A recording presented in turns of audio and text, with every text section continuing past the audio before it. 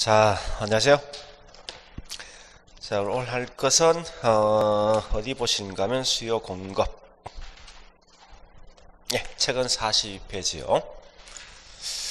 자, 일단 우리 지난주에 했던 걸 좀 정리해 볼게요. 자, 첫 번째 이런 게 있습니다. 맨 먼저 요걸 테마별로 한번 봐볼게요. 맨 앞에 있는 이겁니다. 부동산학이 뭐냐? 총론, 즉 학문적 성격인데 꼭 기억할 게 뭐냐? 세 개. 첫 번째 부동산학에 대한 3대 측면. 자, 요 말 뜻은 뭔가 하면 원래 부동산학이라는 것은 크게 3개 과목을 합친 거예요. 그래서 이래 한번 보자고. 내가 집을 살 때 제일 먼저 집을 찾아가 본다. 왜 그러냐? 그 건물이 어디 하자가 있냐 없냐, 즉 이런 기술적 측면을 다 파악할 목적이에요. 두 번째 보니까 현재 이 건물 가격이 10억 하는데 10억 가치가 있냐 없냐, 이런 경제 측면을 파악할 수 있습니다. 세 번째 보니까 등기부 등본띠 보겠다, 그죠? 그러니까 단편히 봤을 때 일단 그렇게 볼 수 있는데, 어쨌든 부동산학은 이 세 개가 합친 거예요. 그래서 꼭 기억할 건 기술, 경제, 법 세 개 합친 거 꼭 기억하시고요. 그래서 우리 부동산학에 대한 학문적 성격은 여기 있는 요거 세 개 감을 합쳤다고 이건 종합이죠. 절대 종합이란 말 대신 뭐 있습니까? 단편의 말씀 안 된다는 거예요. 항상 종합이 되는 순간 이건 응용과학이죠. 이 말은 응용과학 대신 뭐 순수과학 있으면 안 된다 이거죠. 또한 야채 뭐 있습니까? 얘는 인간이 개입된 학문이고 이건 사회과학이 될 것이고 그 외에 다른 게 있지만 주로 이제 문제는 항상 여기 있는 여기 핵심이 항상 핵심. 이 말은 이 말 대신 단편 쓰지 말고 순수 쓰지 말고 또 뭐 있습니까? 자연과학 이런 말씀 안 된다는 거예요. 그다음 세 번째 보니까 부동산학에 대해서 연구할 때 어떤 형태로 연구할 것을 따져볼 수 있는 연구 대상이 있어요. 이 연구에서는 크게 두 개 있다, 그죠? 부동산 현상이란 내용과 또 뭐가 있습니까? 부동산 활동, 이 두 개 있어요. 있는데 지금은 안에 있는 현상이 뭐냐, 활동이 뭐냐, 그건 알 필요 없어요. 다만 내가 현재 연구할 방법은 이 두 가지 방식이 있다 보시면 돼요. 자, 그리고 이제 실제 중량은 뭐냐? 요 두 개요. 복합 개념의 부동산과. 자, 일단 이걸 하기 전에 먼저 중요한 게 있어요. 부동산을 공부하는 방법. 무조건 세 개. 자, 첫 번째 부동산학은 인간이 개입한 사회과학이니까 항상 이렇게 A와 B는 서로 비교할 대상이 무조건 존재한다는 거예요. 근데 이렇게 딱 비교하면요, 명확한 개념 차이를 알 수 있어요. 그래서 항상 시험 내면요, A가 더 중요하면 결국 뭐 있습니까? 틀린 말 항상 요 B 쪽 내용이 딱 틀리게 내게 돼 있다고. 좀 이따 문제 풀어보면 알겠지만. 그리고 이런 걸 갖다 비교할 때 제일 중요한 건 각각마다 핵심 키워드가 뭐냐, 요걸 꼭 기억하시라고요. 그러면서 책이란지 문제 풀 때 항상 어떻게 푸는가 하면 얘는 핵심 키워드를 가지고 있죠. 누구는 누구이다, 이렇게 보시라고요. 절대 여기다 부연 설명이 쭉 아마 돼 있을 거예요. 부연 설명된 거는 읽지도 말고 보지도 말하는 거예요. 왜? 이걸 가지고 절대 장난칠 리가 없으니까. 칠 리가 없습니다. 그래서 항상 요 관계가 서로 맞냐 안 맞느냐가 장난치게 돼 있으니까. 그러니까 요거 세 개를 꼭 기억하셔야 돼요. 그래서 항상 공부할 때 철저하게 각각의 내용마다 비교할 때성이 있는 거예요. 그래서 복합 개념 부동산과 복합 부동산을 서로 비교할 때성이 되어진다는 거예요. 그러면 지금 하고 있는 위에 있는 이 복합 개념 부동산은 뭐냐? 부동산 개념을 갖다가 복합, 우리말로 쓰면 이건 종합. 그러니까 부동산에서는 종합이란 말을 갖다 이렇게 복합이라는 형식이 되어 있습니다. 그래서 종합적으로 설명한 거다. 그럼 부동산 개념을 어떻게 설명할래? 보니까 우리 원래 부동산학은 3대 측면이 있죠, 그죠? 기술, 경제, 법. 요 세 개 측면에서 보는 시간이 좀 달라진다는 거예요. 잘 알지만 우리 기술적 측면에서 부동산 개념 어떤 거예요? 굳이 뭐 적을 필요 없지만 부동산은 자연이다, 위치다, 또 뭐요? 공간이다, 뭐 환경이다. 이렇게 말하는 게 결국은 기술이고, 거꾸로 부동산 개념을 봤을 때 경제 측면은 경제 관련돼 있는 용어예요. 즉 무슨 말인가 하면 부동산은 돈이다, 이렇게 보는 식으로해서 돈 같은 말이 뭐냐? 자산, 자본, 생산 요소, 상품 등등 보는 거죠. 근데 법률 측면 좀 다르다죠. 법은 크게 두 개 있는데 민법상 부동산은 결국은 협의 부동산이고 그거 이외 광의 부동산 두 개 있다는 거예요. 우리 밑에 보니까 협의란 것은 뭐냐? 민법상 보니까 토지와 정착물만 부동산이고 그 이외는 동산 이렇게 취급한답니다. 자, 반면에 우리 광의라는 것은 협의 부동산에다가 준 또는 어제 부동산까지 포함되어진 게 뭐냐? 그게 광의입니다. 그러면 여태 보니까 특히 이제 정착물 요 말 뜻이 뭘까 하는 거예요. 그러면 정착물 말은 그냥 그대로 번역하면 뭐 됩니까? 정착돼 있는 물건 이 말 뜻이지. 어디에? 땅에. 뭐 땅에 부착돼 있는 물건인데 뭐 땅에 부착돼 있는 물건이 아니라면 이건 뭐지? 그죠? 이렇게 서로 비교하는 게 문제에서. 근데 우리 때에 따라 보니까 이 둘 다 있죠. 토지에 부착돼 있는 물건인데 문제는 뭔가 하면 여기 일시, 자, 요 두 개 보니까 구분 기준이 이겁니다. 정착물은 앞으로 계속 부착되어 있을 거야. 그러니까 항상 일어나면 지속적으로 부착되어 있다, 계속적 부착되어 있다, 또는 뭐 있습니까?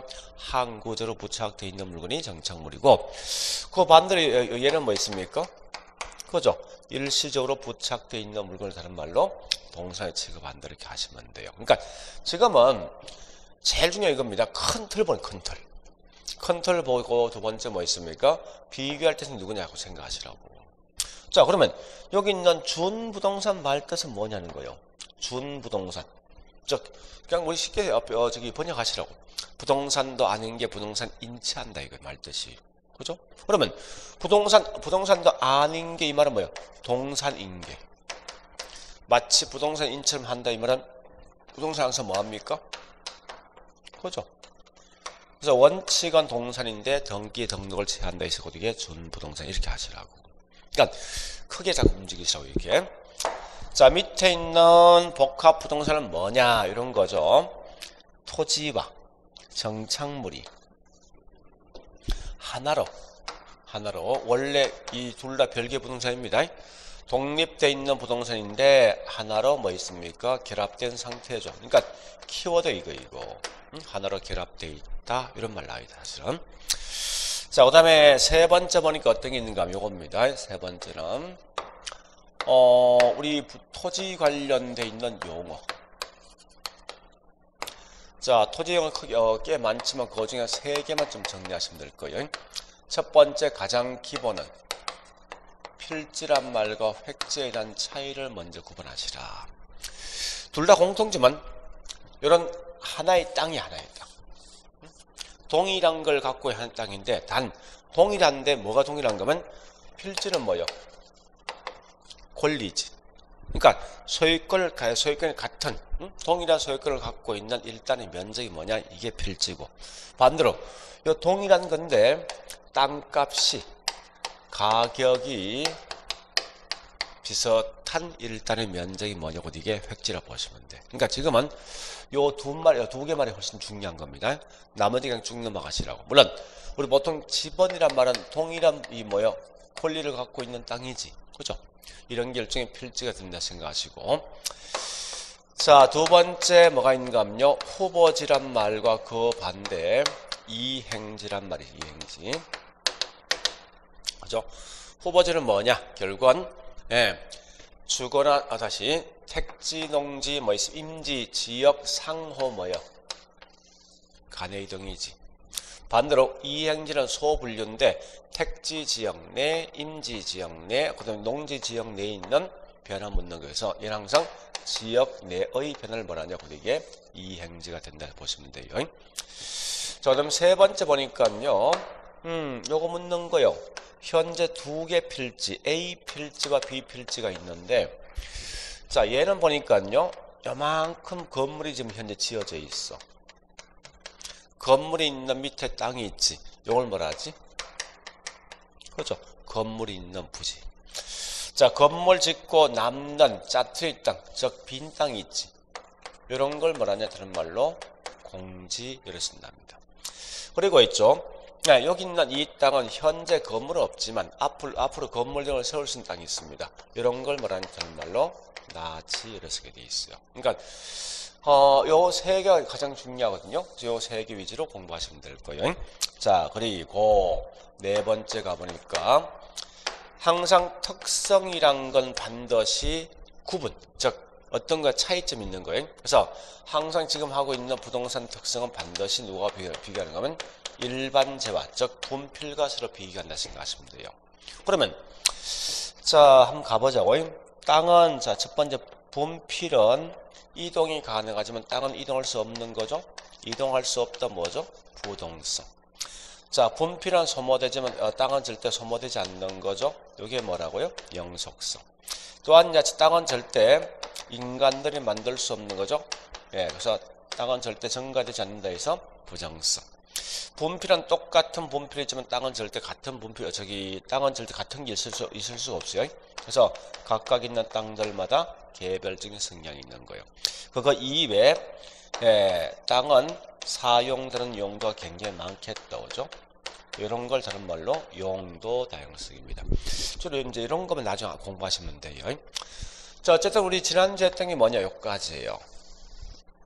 그래서 그 중에 특히 가장 중요한 건 뭐냐, 여기 있는 이 말과 그 다음 뭐 있습니까? 여기 있는 이런 세 개가 가장 중요한 거예요, 사실은. 그래서 나중에 꼭 공부할 건 이 세 개를 꼭 공부한다 생각하시면 될 겁니다. 자, 그럼 이제 우리 책에 오늘 할 것은 우리 책 봅니다. 42페이지.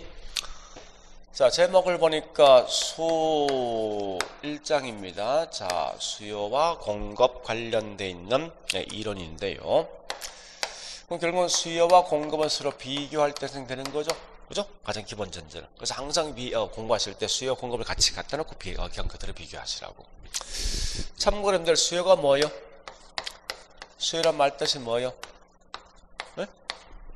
물건. 사는 쪽이지. 물건을 구입한다, 산다, 이게 수요고. 반대로 공급이란 말은 뭐 있습니까? 물건을 갖다 뭐 하는 거요? 제공해 주는 거. 즉, 다른 물건을 파는 쪽이지. 일단 뭐 이건 알고 있을 것이고. 자, 이제 오늘 아마 할 게 제일 힘든 게 그래프에 대한 설명이 좀 힘들 거예요. 자, 근데 일단 그래프를 할 때 우리 항상 뭐든지 그래프를 설명하면요. 끝에 뭐가 있는가 하면 약자, 영어 약자를 보통 쓰게 돼 있어. 그래서 지금부터 이제 이 영어 약자를 좀 기억하셔야 돼요. 그래서 앞으로 D라서 이건 D는 뭐냐? 디맨드요. 요건 수요고. S란 건 뭐죠? 공급이죠. 이건 약속된 있는 약자입니다. 그 다음 P란 건 원래 프라이스. 요건 가격이 되겠다, 그죠? Q란 건 퀀티티에서 이건 양이야. 자, 퀀티티 양인데 여기에 있죠. QD라 쓰기도 하고 QS란 용어를 쓰기도 합니다. 그 번역하면 이건 Q는 양인데 D는 수요니까 이건 그대로 쓰면 뭐 있습니까? 수요 양이 되겠지. 그죠? 거꾸로 뭐 있습니까? QS란 건 S는 공급이고 Q는 양이니까 곧 이건 공급양이라 취급하겠네. 자, 그 이외에 I란 말도 있어. R이란 말도 있어요. Y란 말도 있습니다. 자, 요 세 개는 똑같은 용어로 쓴다 생각하시라고. 즉 무슨 말인가 하면 요걸 갖다가 이자율 금리, 보통 이제 I를 금리로 많이 씁니다. 자, 그 다음 반대말이 뭐냐? 수익률. 또는 이걸 다른 말로 할인율. 할인율 반대말이 뭐냐? 할정률. 이렇게 쓰게 되어 있어, 문제에서. 그러면, 자, 이거 설명해 볼게. 내가 은행에 돈을 빌렸어. 그 돈을 빌려 매달마다 원금 플러스 뭘 갚지? 이자지. 그죠? 자, 차입자 돈을 갚으면요. 갚는데, 그 이자인데, 은행들은 뭐야? 돈을 빌려주고 매달마다 원금 플러스 뭘 받는 거지. 이게 난 들어온단 말이야, 이거. 들어온다, 이건 이자가 아니라 뭐야? 수익이지. 그죠? 차입자 버는 시간 이자야, 이건. 근데 거꾸로, 은행들 버는 시간 이건 나한테 수익이란 말이에요. 그래서, 같은 맥락이야. 버는 시간에 대한 차이지. 자, 얘도 뭐냐, 이런 거요. 보세요. 자, 내가 현재 은행에 보니까 10억이란 돈을 저축해요. 자, 이때 금리가 10%. 그러면 1년 후에 단순하게 계산했을 때 내년에 질 수 있는 원금과 이자 합계 얼마요? 그지? 그러면 현재 있는 금액이 미래로 가면 이 금액이 커지는 거예요, 작아지는 거예요? 커지는 거지. 크게 만드는 율이란 말이야. 크게 만든다, 이게 뭐지? 크게 만드는 율? 할증률이라고. 반대 거꾸로 1년 후의 금액을 현재로 끌고 오면 금액이 작아지겠지. 작게 만드는 율, 이게 뭐 되죠? 할인율. 그죠? 우리 이걸 은행에서 뭐라지? 이자율 써요. 그러니까 사실은 약간 개념성 차이가 있지만 같은 묶어 그냥 같이 움직이시라고. 같은 말로 생각하시라고. 물론 원래 이게 영어 약자 이 I란 말이 원래 이 약자야. interest rate예요. 이자율 쓴다고. 요 R이란 건 뭔가 하면은 율인데 of return을 써요.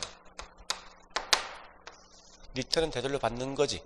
되돌려 받는 율에서 곧 이게 수익률이라고. 그 다음에 Y란 거 뭐냐? 이 말 약자 수학. 일러레이슨인데 수확률이거든, 이건. 그래서 요 Y들 중에 뭐 있습니까? 수익이랑 같단 말이에요, 이게. 그래서 I, R, Y는 전부 다 요와 같이 쓴다 생각하시면 돼.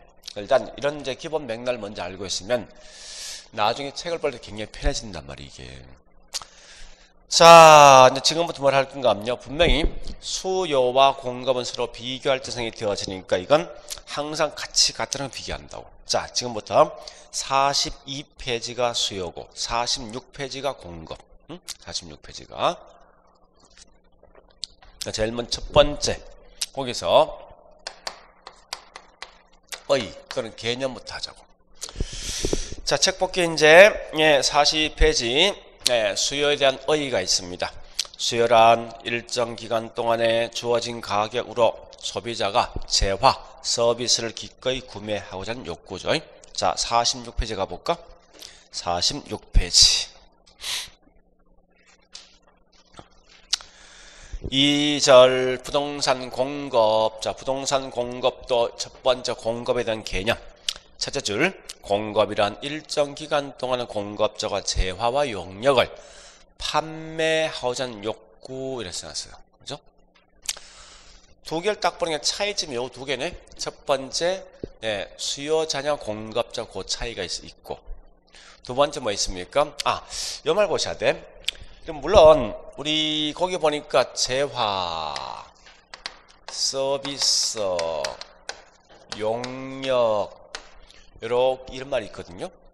물론 우리 이건 경제학에선 재화, 서비스, 용역이 다 구분되어지는데 굳이 부동산에서 구분하지 마세요. 그냥 단지 재화, 서비스, 용역은 같은 말로 보시고 우리 말로 쓰면 이 말입니다. 어떤 제품, 상품, 물건이라 생각하십니다. 쉽게 말해서 자, 일단 고려봤으면요. 자, 다시 이제 수요에서 보니까 가장 중요한 키워드가 세 개. 첫 번째 뭐니까 일정 기간 동안에. 자, 일정 기간 동안에 쭉쭉쭉 가서 두 번째 구매 하고자 하는 세 번째 뭐 있냐? 욕구. 요거 세 개야. 그 개념상에서. 그러면 이거 본래 이제 보세요. 이 일정 기간이 요게 있죠. 옛날에 15회부터 26회까지 매년 시험 나왔다고. 요거 가지고. 요 문구 가지고. 그다음 밑에 있는 욕구 가지고 우리 시험에 세 번 나왔어. 요거는 한 번도 나온 적 없어. 그러니까 어쨌든 오늘 공부할 건 이건 요 1번 요건 무조건 기억하셔야 돼. 다른 건 몰라도. 자, 일단 여기 있는 이 말부터 할게요. 수요이면 구매하고자 하는 거고 공급이면 판매하고자 하는 이 말 하거든요. 그래서 중요한 건 한 욕구란 말과 하고자 하는 요 두 개 차이를 묻는 거예요. 문제가. 물어보자고. 우리가 지금 관심 있는 거는 이미 산 양이 중요합니까? 앞으로 사고 싶어하는 양이 중요합니까? 나 물건 그래서 이만큼 샀다 이게 중요한 거예요. 이 정도 가격이면 이만큼 사고 싶어하는 양이 중요한 거예요. 그지? 이미 산 건 죽은 자식 아니야. 아무 의미 없잖아 이건. 그러니까 자 여기 이와 같이 이미 한 건 사건이 이루어진 거지. 이런 걸 말하냐? 이미 사건이 이루어진 거니까 다른 말로 사후적 개념을 쓴다. 근데 하고자 한다 이건 아직 어떤 행위가 이루어진 거 아니에요? 앞으로 행위가 어떤 이루어질 거지. 이런 걸 보통 뭐라냐? 사전적 개념이라는 용어를 쓴답니다. 그러면 가장 중요한 말은 반드시 부동산학은 하고자 하는 이 말이지 한 욕구란 말을 쓰면 안 된다는 거예요. 자, 두 번째 이 욕구란 말은요. 욕구란 말은 여러분이 가셔야 됩니다. 여기 두 개 있어. 유효.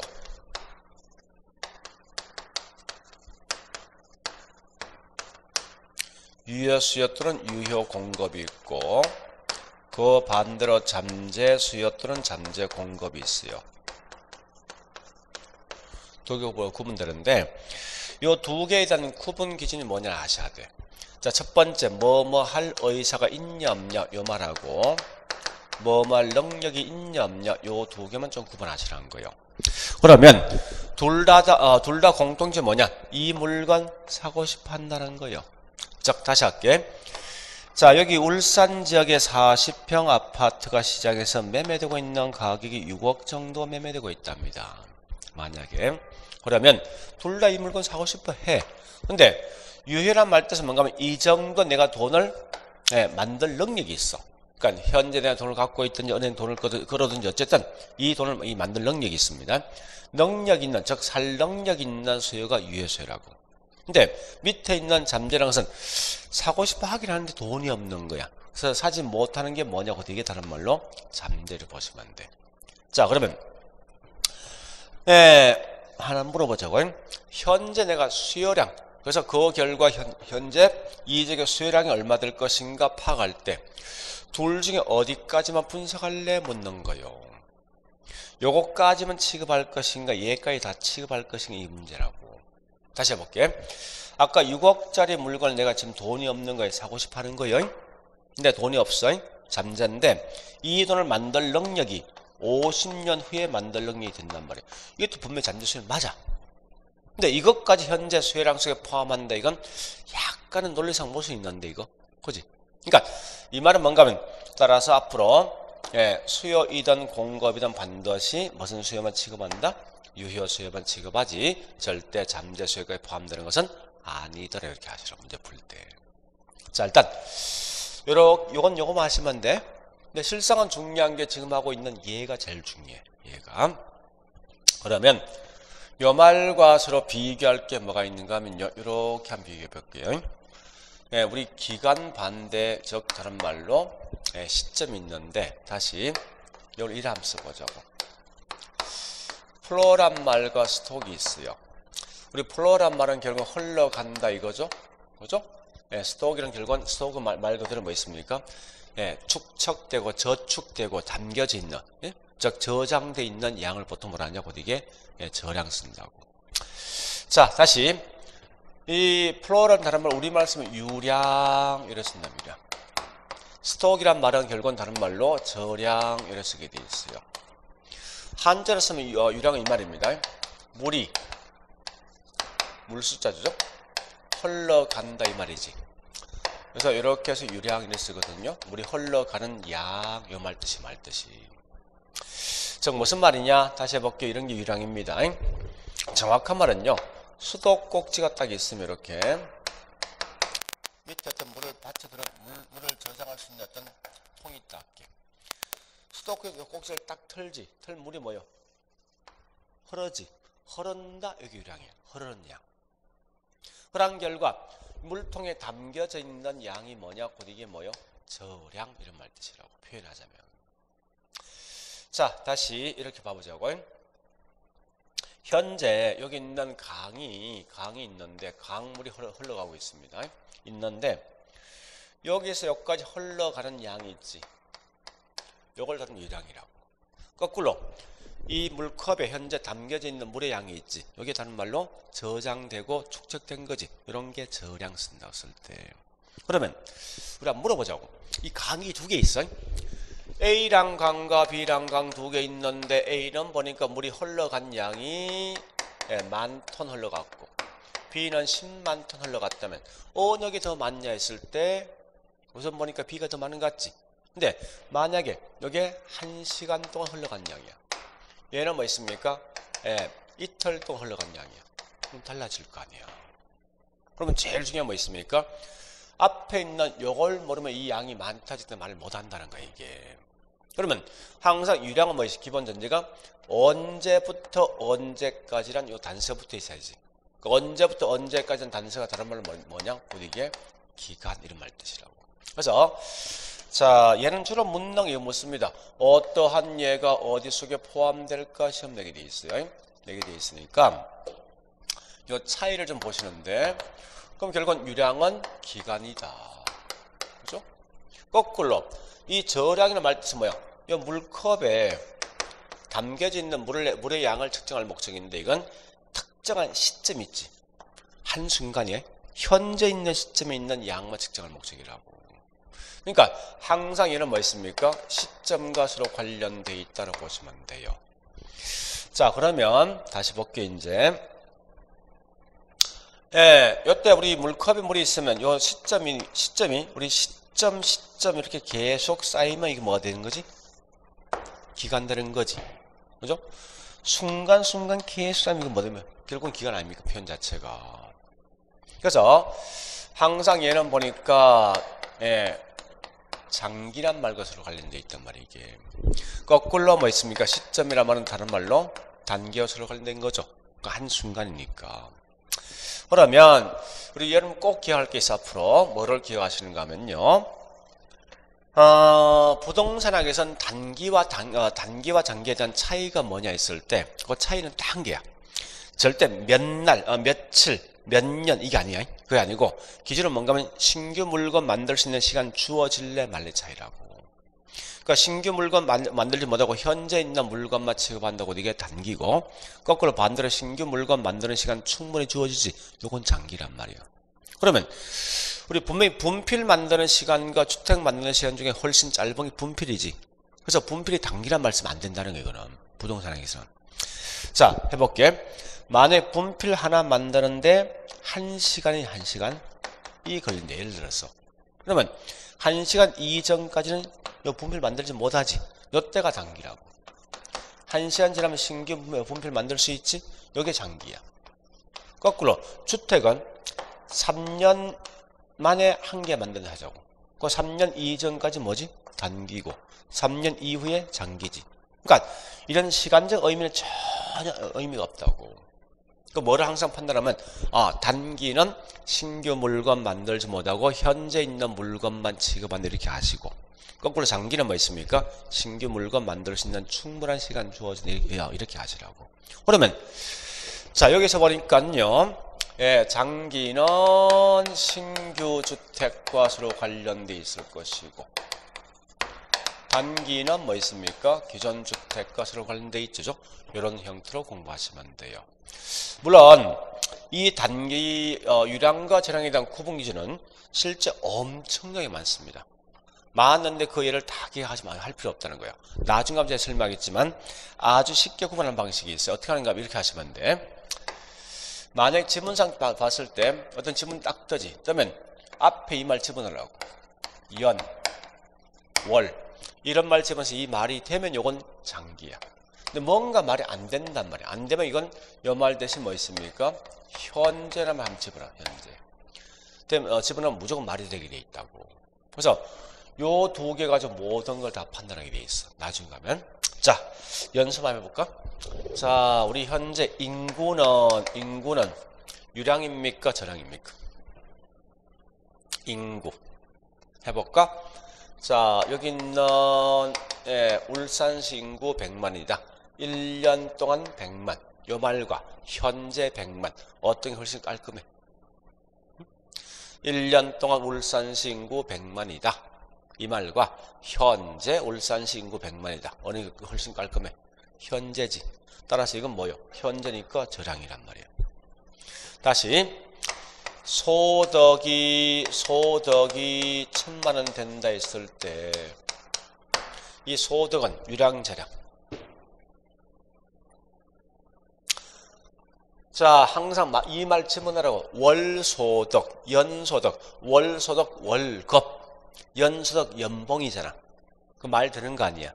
그럼 이거 뭐요? 유량이지. 그지? 그 다음에 40평이 주택 가격이 6억 한다. 요거는 1년 동안 집값 6억. 현재 6억. 어떤 결식 깔끔해? 현재지? 그죠? 현재 깔끔해. 이건 저량수에 포함된다고. 다시. 자, 임대료가 임대료 1000 된다. 요건 뭐요? 유량이지. 월임대, 연임대 쓰니까.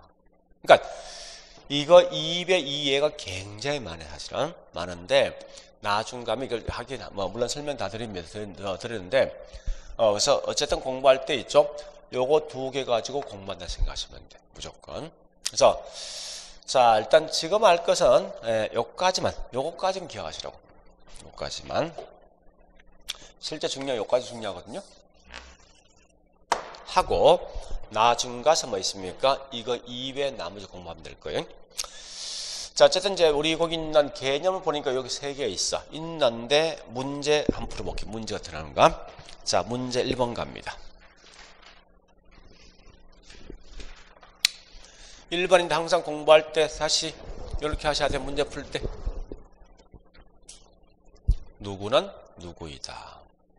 그리고 키워드 보시고 비교할 대상이 뭐냐 알고 있어야 돼. 자, 1번 보면서 중요한 키워드 먼저 찾아내야 돼.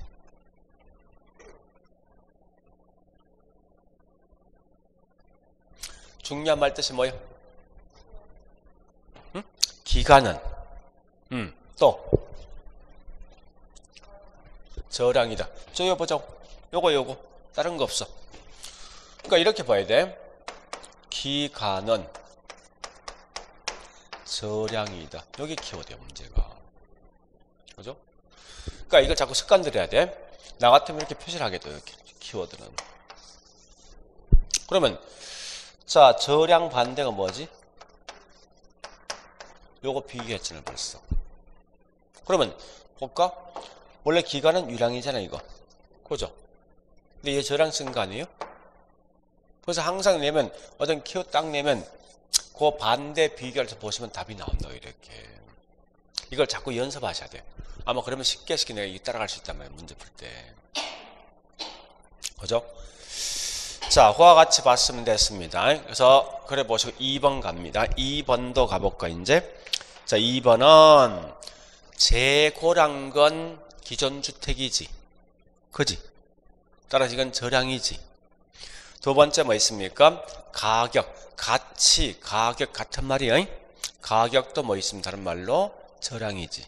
그 다음에 세 번째 인구도 뭐요? 저량이지. 이런 모든 건 전부 다 저량이지 유량은 아니더라 하는 거예요. 됐죠? 그래서 이렇게 문제를 푸셔야 돼, 공부할 때. 자, 그래서 일단 제일 중요한 건 요거 내용이라고. 개념에서 요거 있죠? 여기 제일 중요합니다. 자, 책 가보자. 이제 책 볼게요. 예, 42페이지. 자, 첫 번째 수요의 저죠. 자, 거기 있는 설명된 걸 밑에 부연 설명된 게 동그라미 1번, 2번, 3번 내려놔요. 3번. 자, 1번은 키워드 뭐예요? 저 키워드 찾아가. 기간을 명시했으니까 뭐라고? 유량이다. 이 키워드지. 자, 2번 가보자. 동그라미 2번. 2번도 키워드 뭐죠?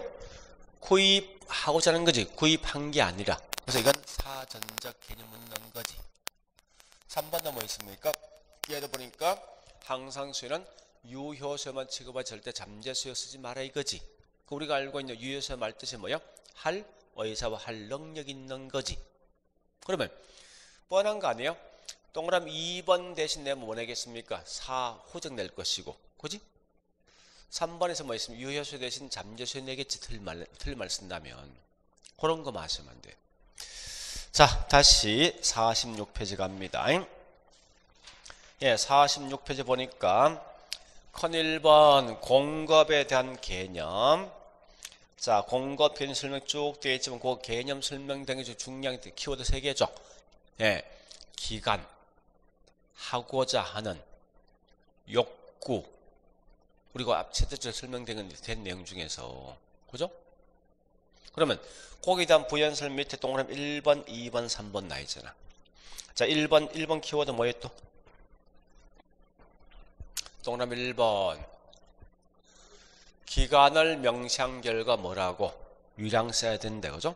자, 2번도 키워드 뭐예요? 그지? 판매하고자 하는 이 말을 쓰니까 이건 사전적이지. 세 번째 키워드 뭐 있습니까? 공급도 무슨 공급?